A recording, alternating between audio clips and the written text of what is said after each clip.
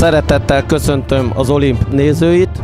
Jelenleg a karate maratonon vagyunk, az összetartás ünnepén, ami annyit jelent, hogy 30 000 technikát hajtunk végre. 47 perces egy etap, ami 1000 ütést, 1000 rugást és 1000 védést tartalmaz. Ez egy óriási kihívás, ezt megcsináljuk 10-szer, ezt a 3000 technikát, és ez egy emberfeletti teljesítés.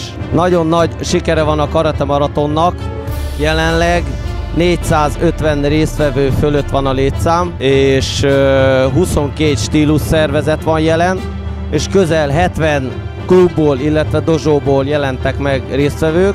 4 ország képviselteti magát, és úgy érzem, hogy a Magyarország egyik legrangosabb karate eseményé nőtte ki magát, és bízom benne, akik itt vannak itt a karate társadalomban, hogy ez lassan Európa legrangosabb karate eseménye lesz, akire mindenkit nagyon nagy szeretettel várunk, látunk.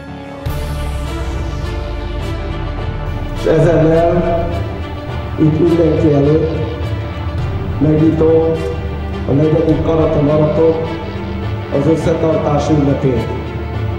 Azt kérem mindenkitől, hogy érezzétek jól magatokat.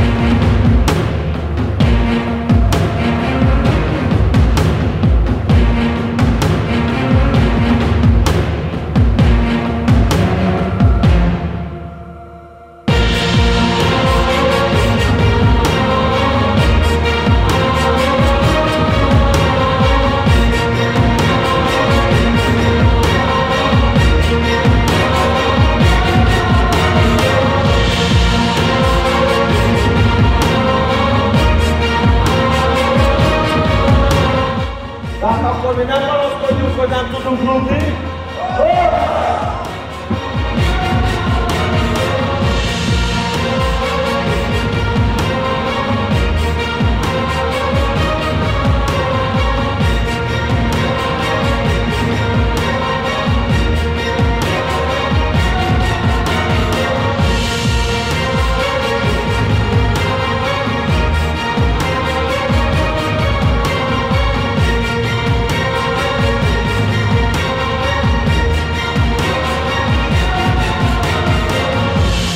És még egyszer nagyon szépen köszönöm az Olimpnak a támogatását. Nagyon-nagyon finom frissítőkkel láttak el minket, amit minden karate maratonista nagyon nagy szívvel, lélekkel fogyaszt, mert ez plusz energiát ad nekik azért, hogy le tudják győzni önmagukat